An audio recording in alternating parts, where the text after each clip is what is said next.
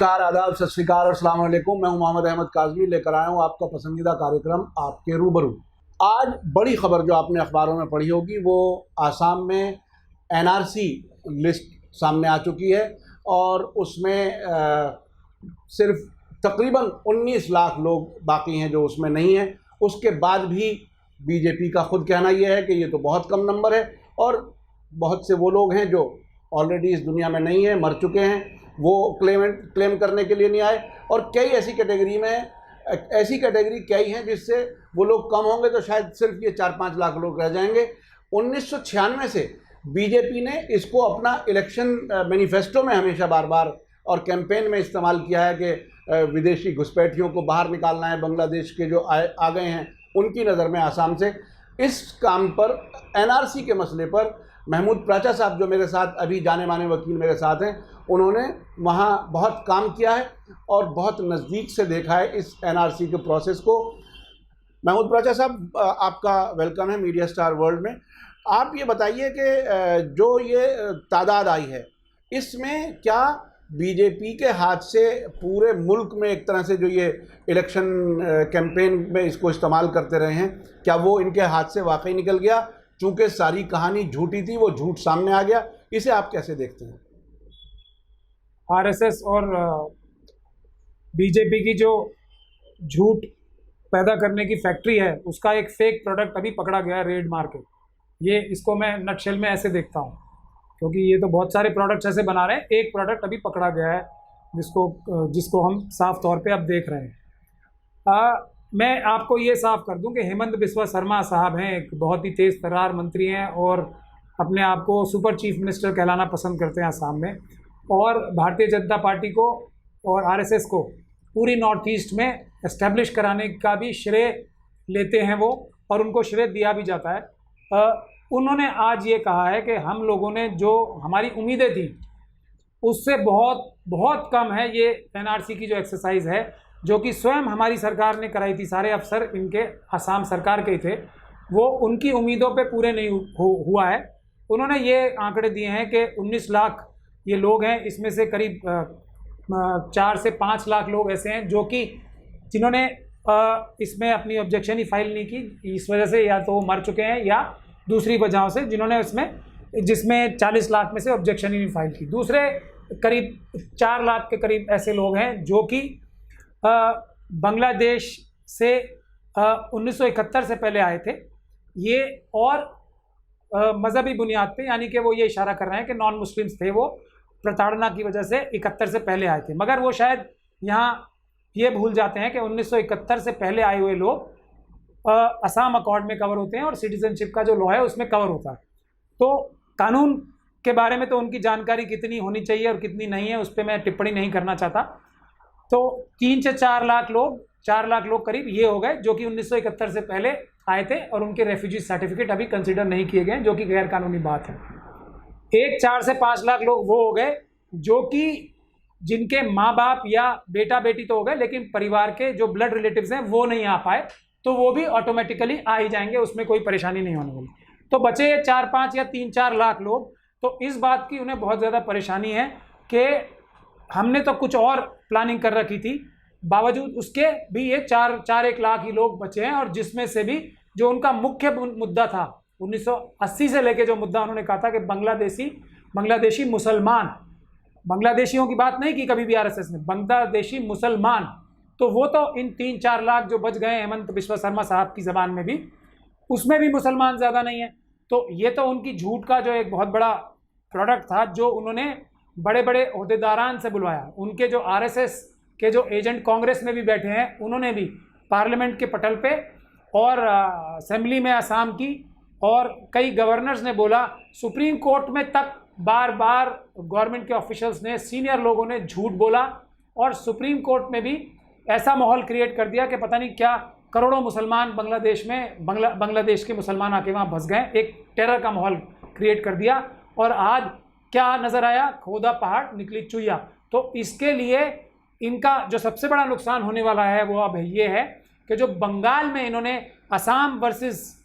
Assamese versus बंगालियों की लड़ाई लेके असम का इलेक्शन जीतना चाह रहे थे, वहाँ इनको बहुत बड़ा धक्का लगने वाला है, क्योंकि इनका ये झूठ कि बांग्लादेश से मुसलमान बहुत सारे भारत में आ गए, वो पकड़ा गया है, ये रंगे हाथों चोरी करते पकड़े गए।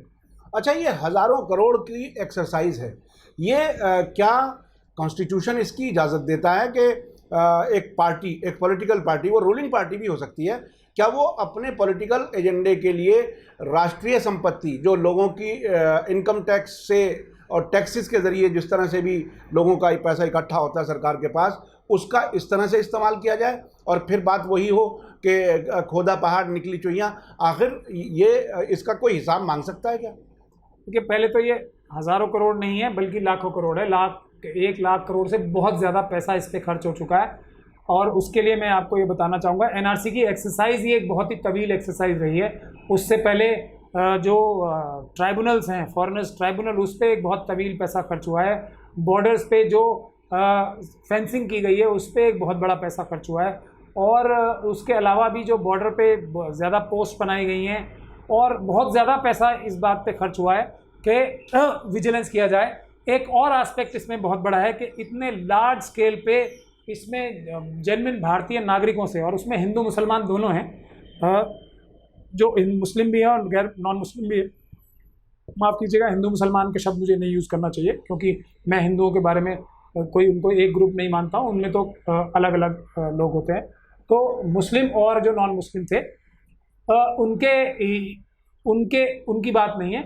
उन लोगों से जो जेन्युइन इंडियन सिटीजन्स थे, वो उनसे बेइंतहा रिश्वतें बटोरी गई हैं। एक ये पूरी इंडस्ट्री चल रही थी असम में, तो इतना पैसा देश का जो व्यर्थ नष्ट हुआ है, उस कितना डेवलपमेंट के कार्य में हो सकता था। असम एक बहुत ही ज़्यादा प्रोग्रेसिव स्टेट, या बहुत ज़्यादा इतना पैसा अगर लगा दिया जाता, वहाँ की गरीब जनता, एक बहुत ही असम सबसे खुशहाल प्रदेश बन सकता था देश का। तो ये एक बहुत बड़ा नुकसान तो हुआ ही है। लेकिन इसमें जो महत्वपूर्ण बात है वो ये है कि आरएसएस के जो एजेंट और दूसरी विपक्षी पार्टियों के अंदर बैठे जो लोग हैं, जो डर जाते हैं आरएसएस के प्रोपेगेंडा से। एक तो एजेंट हैं विपक्षी पार्टियों में जो आरएसएस के एजेंडा पे काम करते हैं, दूसरी पार्टियों में रहकर, और बाद में वक्त आने पे वो पार्टियां छोड़ के खुले रूप से आरएसएस और भारतीय जनता पार्टी को ज्वाइन कर लेते हैं। उसकी एक मिसाल आपने अभी मुझे बताई, आरिफ मोहम्मद खान साहब जो हैं वो गवर्नर बन गए हैं आज केरला के।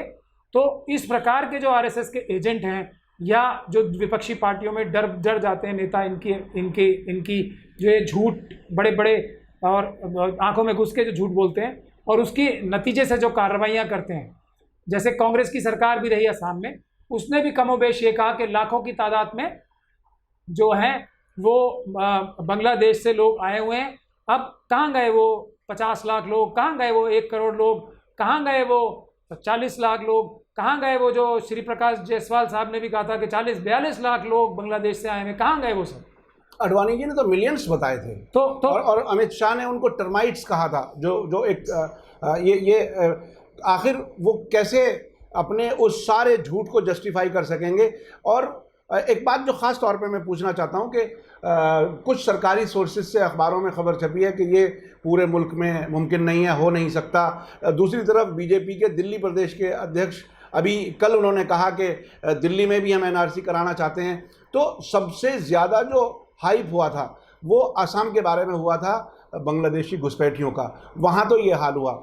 अगर बीजेपी के ही मर्जी से पूरे देश में एनआरसी हुआ, और जिसमें लाखों करोड़ एक स्टेट में आपने बताया, तो क्या ये पूरा देश सिर्फ इसी पे खर्च हो जाएगा और फिर ज़ीरो निकलेगा? आखिर ये आखिर आगे कहाँ तक बढ़ेगा? ये क्या होगा, आपको क्या लगता है? देखिए, आडवाणी जी तो एक बड़े नेता हैं, और शायद ऊपर वाले ने उनसे एक पॉलिटिकल जस्टिस कर भी दिया है। वो प्रधानमंत्री ना बन पाए, आज हाथ मसोस के रह जाते हैं। उनके स्वयं के जो राजनीतिक उत्तराधिकारी थे वो ही उन्हें नेग्लेक्ट कर रहे हैं। तो एक पोएटिक जस्टिस तो शायद उनके साथ हो ही गया है, क्योंकि भारतीय जनता पार्टी में उनसे बड़ा नेता कोई नहीं है। और आज उनके साथ जो उनकी बेहुरमती की जा रही है एक तरह से, और बहुत ही उनके साथ दुर्व्यवहार हो रहा है, तो वो शायद उनको एक नेचुरल जस्टिस मिल ही गया है। लेकिन अमित शाह जी तो आरएसएस के और भारतीय जनता पार्टी के राजनीतिक चाणक्य माने जाते हैं। वो तो महान है, उनके बारे में तो जितना भी बोला जाए कम है। वो तो राजस्थान के चुनाव में ये तक बोल चुके हैं कि 100 करोड़ से ज़्यादा बांग्लादेशी घुसपैठिए देश में घुस चुके हैं। 100 करोड़ से ज़्यादा, मतलब वो तो है ही महान अमित शाह जी। उनकी तो बात ही क्या की जाए। और हमारे जो तिवारी साहब हैं, मनोज तिवारी जी, जो अभी दिल्ली प्रदेश अध्यक्ष हैं, तो मैं उनको एक बात साफ तौर पे कह देना चाहता हूं, अगर असम के तरीके से एनआरसी की एक्सरसाइज दिल्ली में हुई तो मैं गारंटी के साथ ये बात कहना चाहता हूं कि मनोज तिवारी जी स्वयं भी अपने डॉक्यूमेंट्स ना पेश कर पाएंगे अपने आप को भारतीय नागरिक दिल्ली का बता पाने में। तो वो मेहरबानी करके बहुत ही होशियारी के साथ केयरफुली अपने शब्दों का चयन करें, नहीं तो वो खुद ही मुसीबत में फंस जाएंगे। और फिर तो अगर वो ऐसा हुआ तो असम में अभी एक एमएलए साहब भी अपने आप को भारतीय एनआरसी में रजिस्टर में शामिल नहीं करवा पाएँ, तो वो शायद एमपी रहते हुए अपने आप को शामिल ना करवा पाएँ। तो उन्हें शब्दों का चयन बहुत ही होशियारी के साथ करना चाहिए। अब जहाँ तक कि भारतीय जनता पार्टी और आरएसएस की पॉलिटिकल स्ट्रैटेजी की बात है, तो उनकी पॉलिटिकल स्ट्रैटेजी में ये बात बिल्कुल सटीक बैठती है कि देश दोनों हाथों से आरएसएस ने लूट लिया है। 27 लाख करोड़ का घाटा देश के ऊपर आ गया है। हम विभिन्न जो इंडस्ट्रियां हैं वो एकदम ठप हो गई हैं, लोगों को नौकरियों से निकाला जा रहा है, इंडस्ट्रीज ठप हो चुकी हैं, बेरोजगारी अब 46 साल में सबसे ज़्यादा देश में हो गई है। जीडीपी का रेट जो 5 बताया जा रहा है, अब जो रिजर्व बैंक वगैरह ने अब अनाउंस किया है, एक्चुअल अगर जीडीपी, ये भी इन्होंने जो मक्कारी करके और फोर्स करके जो फार्मूला नया बना के किया है उससे 5% है। जो वाणिज्य जो विशेषज्ञ हैं वो ये बोलते हैं कि इसमें से भी 2% घटाना चाहिए। तो भारत का इस वक्त जीडीपी की ग्रोथ की दर कुल मिला के 3% रह गई है। तो ये सब जो चोरियां डकैतियां हुई हैं आरएसएस समर्थित गवर्नमेंट द्वारा, उसको जनता पकड़ लेगी, उसके डर के लिए, उससे बचने के लिए एनआरसी एक ऐसा विषय है जिससे एससी एसटी और माइनॉरिटी और ओबीसी के लोग परेशान एकदम हो जाएंगे कि मेहरबानी करके हमारा नाम इसमें शामिल हो जाए, बस हमारी जान बच जाए। और उस तरफ ध्यान ही नहीं जाएगा लोगों का कि किस तरीके से लूट खसोट करके भारतीय जनता पार्टी देश की सबसे रईस और रिच पार्टी बन गई है। और इन्होंने मेंबरशिप भी अपनी लूट खसोट के माध्यम से सबसे ज़्यादा कर ली है, विश्व का सबसे बड़ा पॉलिटिकल ऑर्गेनाइजेशन बन चुकी है इस लूट खसोट के माध्यम से। तो उसके ऊपर ध्यान ना जाए। तो इसमें मेरा लोगों से करबद्ध अपील है सबसे, खास तौर पे जो पिछड़ा वर्ग है देश का, एससी एसटी ओबीसी और माइनॉरिटीज़ के जो लोग हैं, वो इसके लिए बहुत बड़ा जन आंदोलन तैयार करें। एक तो किसी भी हालत में ये एनआरसी की एक्सरसाइज जो है ईमानदारी के साथ होनी चाहिए, तो वो तो एक अच्छी बात है। अगर कोई भी अफसर बेईमानी करता पाया जाएगा तो उसके खिलाफ सिटीजनशिप एक्ट में धारा 17 5 साल तक की सज़ा है, उसके लिए कार्रवाई शुरू की जाए। और दूसरा, पेपर बैलेट से इलेक्शन के लिए जन आंदोलन एससी एसटी ओबीसी और माइनॉरिटी को शुरू करना चाहिए, नहीं तो जो वर्णाश्रम धर्म है पूरी ताकत से भारतवर्ष पे छा जाएगा और दोबारा से छुआछात और अछूत और छूत की जो इनकी जो सोच है मनुस्मृति की, वो लागू होने वाली है देश पे। अच्छा, जो एनआरसी प्रोसेस के दौरान जो असम में हुआ था, आपने काफ़ी वहाँ की ऑर्गेनाइजेशंस वगैरह के साथ काम किया, आपने वहाँ सेंटर्स जा कर के देखें, आपने चीफ मिनिस्टर को एक ख़त लिखा था, लेटर लिखा था, जिसमें अफसरों के बारे में कुछ बताया गया था। वो क्या चीज़ थी? क्या उसका इस पर कुछ असर नज़र आया जो कुछ आज बताया गया? देखिए, उस समय आसाम में किस प्रकार का दहशत का माहौल था और जो माइनॉरिटी के लीडर्स भी थे वो भी डरे से थे और रिस्पॉन्स नहीं कर पा रहे थे अच्छे से। तो उन हालात में जब मैं चंद साल पहले असम में लैंड किया तो मैंने सबसे पहले जाके वहाँ पे स्टडी किया, एनआरसी जाके पूरा जो ट्राइब्यूनल्स में केस चल रहे थे वो मैंने सैकड़ों की तादाद में अलग अलग ट्राइब्यूनल्स के स्टडी किए और उसका लबो लुआब ये निकाला कि ये सब पूरा झूठ है। और इसीलिए मैं पहले दिन से कहता आया हूँ कि एक भी बांग्लादेशी यहाँ से नहीं पाया जाएगा जो कि इलीगल इमिग्रेंट हो। कोई वैसे एक अपवाद हो सकता है इसका, कोई क्रिमिनल कोई भाग के आ गया हो, एक आध कोई, या जो किसी की वीज़ा एक्सपायर हो गई, उस प्रकार के अपवादों को छोड़ दिया जाए तो एक भी बांग्लादेशी आसाम से नहीं प्राप्त होगा। वो मेरी बात आज एकदम सच हो चुकी है। तो उस समय हमने जो दहशत का माहौल था उसका एक रास्ता सोचा था और एक चिट्ठी लिखी थी आसाम के इसी जो अभी मेधावी चीफ मिनिस्टर हैं जिनके नाम से सुप्रीम कोर्ट में केस भी हुआ था, सर्बानंद सोनोवाल जी, उनको चिट्ठी लिखी थी कि अफसर जो हैं लोगों की जो कार्रवाई कर रहे हैं एनआरसी में वो बहुत ही गलत तरीके से कर रहे हैं। ख़ास तौर पे बॉर्डर पुलिस के जो लोग हैं वो ये बताए बगैर ही जो कार्रवाई, जो मुस्लिम मंडल नामक केस है जो सुप्रीम कोर्ट का गुवाहाटी हाई कोर्ट का डिवीज़न बेंच का, उसमें एक प्रोसीजर ले डाउन किया गया है, उसको फॉलो नहीं कर रहे और किसी को भी आंखें बंद करके बांग्लादेशी नागरिक घोषित कर रहे हैं। तो उसके खिलाफ धारा 17 में कार्रवाई की जाए, उनके खिलाफ झूठे दस्तावेज तैयार करने की और सबूत मिटाने की जो कार्रवाई है, क्रिमिनल एक्टिविटीज़ शुरू की जाएँ और उसके लिए हम FIRs कराएंगे। तो उसका नतीजा ये हुआ कि कुछ अफसरों में भी थोड़ा कानून के प्रति, भारत के संविधान के प्रति डर पैदा हुआ और उन्होंने कुछ ईमानदारी से काम शुरू किया। उसका नतीजा ये हुआ कि बहुत सारे लोगों को रिलीफ मिली। तो हम यही बात फिर दोहराना चाह रहे हैं कि देश में भी अगर NRC का कार्यक्रम शुरू होगा तो अफसर ये अच्छी तरीके से जान लें कि भारत के संविधान में और जो कानून बने हैं उसमें ये प्रावधान भी हैं कि अगर अफसर कोई बेईमानी करेगा रिकॉर्ड बनाते हुए या इस बात में कोई गड़बड़ी करेगा तो उसको बहुत ही सख्त सज़ा का प्रावधान सिटीजनशिप एक्ट में है। तो हम पूरे देश में भी इस प्रकार का आह्वान करेंगे और ये इंश्योर करेंगे कि कोई भी अफसर ईमानदारी के बगैर बेईमानी से काम ना करे। बिल्कुल। अब जो आम तौर पर जो ख़ास तौर पर माइनॉरिटीज़ में एक चिंता फिक्र जो पाई जाती थी, उसको अब इस स्टेज में जब आसाम की लिस्ट आ चुकी है, अब आप क्या नसीहत, क्या बताना चाहेंगे उनको कि वो इसको किस तरह से लें? और क्या आपने पहले भी 2 एपिसोड्स में बहुत सी चीज़ें बताई हैं, हमारे दर्शकों ने भी उसको अप्रिशिएट किया है। अब इस स्टेज में आप क्या कहना चाहेंगे उन लोगों को? देखिए, हम ये कहना चाहेंगे इसके लिए एक बहुत बड़ा जन आंदोलन होना चाहिए और सबसे पहले इसमें सवाल उठाया जाना चाहिए बांग्लादेश की जो सरकार है उससे।